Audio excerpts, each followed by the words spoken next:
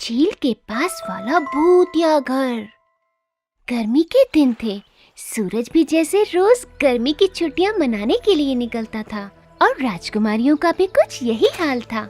वो सब राजमहल के कामों से फुर्सत पाकर छुट्टियां बिताने के लिए जादुई झील के पास एक अनोखी कुटिया में रहने आई थी। हमें तैरना बहुत पसंद है। हमें भी बहुत पसंद है। हमें तो रोमांच बहुत ज्यादा पसंद है और हमें पता है कि वो कहाँ मिलेगा। सचमुच? तो जल्दी बताइए ना। हमने झील के पास वाले एक भूतिया घर के बारे में बहुत पढ़ा है और वो यहाँ से केवल 10 मिनट की दूरी पर है। भूतिया? ओह, हमें तो लगता था कि आपको भूतों से डर नहीं लगता। लगता है क्या राजकुमारी ऑरोरा? ऐसा तो नहीं कह सकते कि भूत डरावने नहीं होते। चिंता मत करिए, सचमुच बहुत मजा आएगा। हम इस किताब को देखते हुए उस घर का पता लगा सकते हैं। फिर हम सिर्फ वहाँ थोड़ी देर घूमेंगे फिरेंगे और सूरज छिपने से पहले वापस आ जाएंगे। सचमुच बहुत मजा आएगा। बस अब हमें एक नाव चाहिए। हम भी साथ चलते हैं। राजकुमारियों ने एक छोटी सी नाव ली और उस भूतिया घर की ओर चल दिए। राजकुमारी आर्या भी उनके साथ तैर रही थी।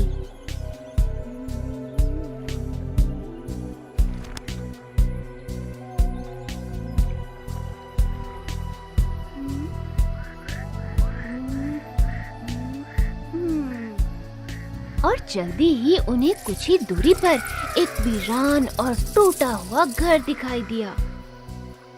लगता है ये वही घर है।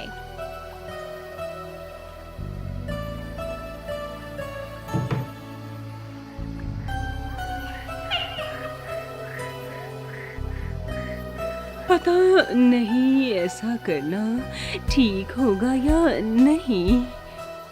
हम अपने साथ कुछ सामान भी लेकर नहीं आए हैं। ना तो टॉर्च है, न पानी और न ही। ओह, चिंता मत करिए ऑरोरा, शांत हो जाइए। हम यहाँ मजे करने आए हैं।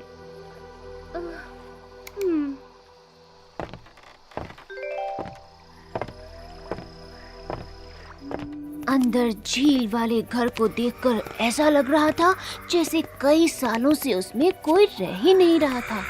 लकड़ी का सारा सामान धूल के ढेर में दब चुका था और मकड़ी के जालों से घिरी कांच की खिड़कियां टूट चुकी थीं और कांच का फर्श बुरी तरह से कीट और चूहों के पंजों के निशानों से छिप गया था।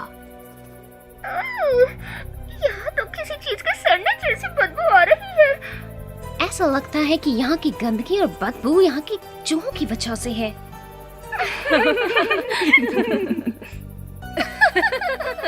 जरा देखिए, वहाँ उस मेज पर स्क्रैबल का पुराना खेल पड़ा हुआ है।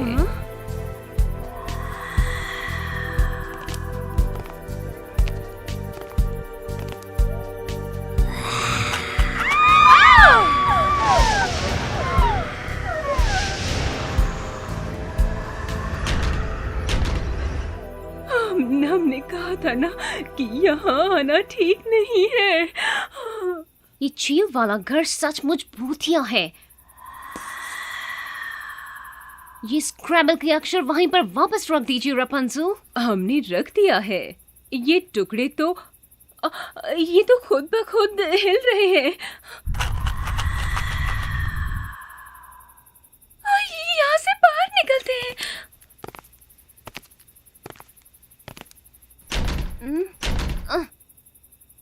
हम नहीं जा सकते, दरवाजा बंद है। आर्या अभी भी बाहर है। शायद वो हमारी मदद कर पाए।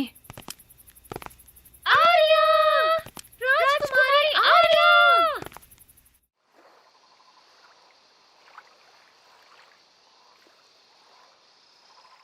कोई फायदा नहीं है, वो यहाँ पर नहीं है। रुकिए, कोई आ रहा है। चल परियां, शायद ये हमारी कुछ मदद कर पाए।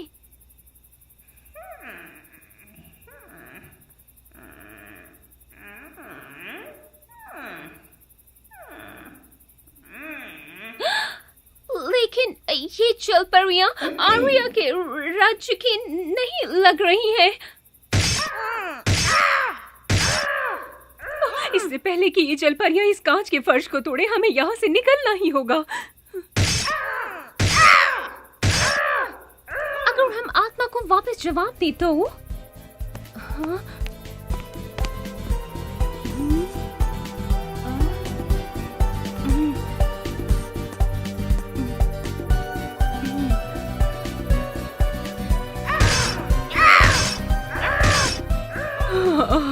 हमें नहीं लगता कि वो हमारी मदद करेंगी। लेकिन शायद पहला संदेश हमारे लिए चेतावनी थी ऑरोरा। शायद हमें उन दुष्ट जलपरियों से बचाने के लिए भूतों ने लिखा था, चले जाओ।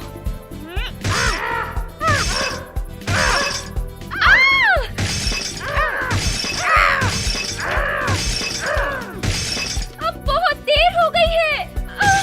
जैस्मिन, उसे मत ले जाओ। अब हम क्या करें? हमारे पास कोई रास्ता भी नहीं है।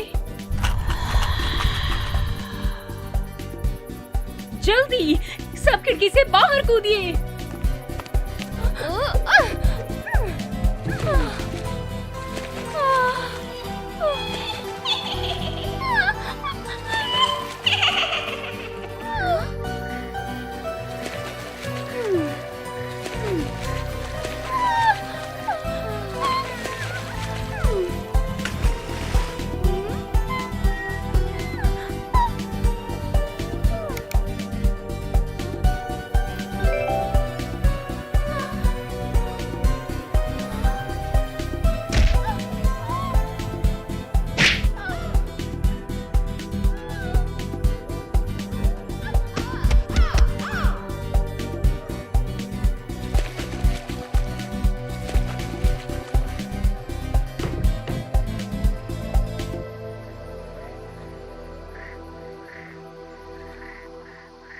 हमें माफ कर दीजिए राजकुमारियों। हमें नहीं पता था कि ये झील वाली हवेली इतनी भयानक और खतरनाक होगी। हमें भी माफ कर दीजिए। हम बस इतना ही चाहते हैं कि कैसे भी हम वापस समुद्र के किनारे पहुंच जाएं, जल्दी से। आगे से चाहे जो भी हो जाए, हम अपनी उत्सुकता पर काबू रखेंगे। अच्छी बात ये है कि हम सब सही सलामत हैं। हमें बचाने के लिए आपका धन्यवाद आर्या। दोस्तों होते ही इसीलिए हैं। भगवान का लाख लाख शुक्र है कि हम सब बच गए।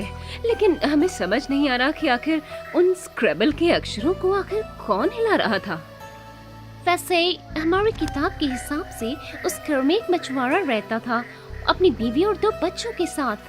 शायद उन्हीं लोगों ने हमारी मदद की होगी। तो यानी कि उस घर के भूत बुरे नहीं हैं और वो दुष्ट जलपरियों से लोगों को फंसाने के लिए इस्तेमाल करती है। और ऐसा लगता है कि उस मछुआरे की आत्मा लोगों को वहाँ से निकलने में मदद करती है। आपने बहुत अच्छे से समझाया। हमें इस बारे में गांव वालों को बताना चाहिए।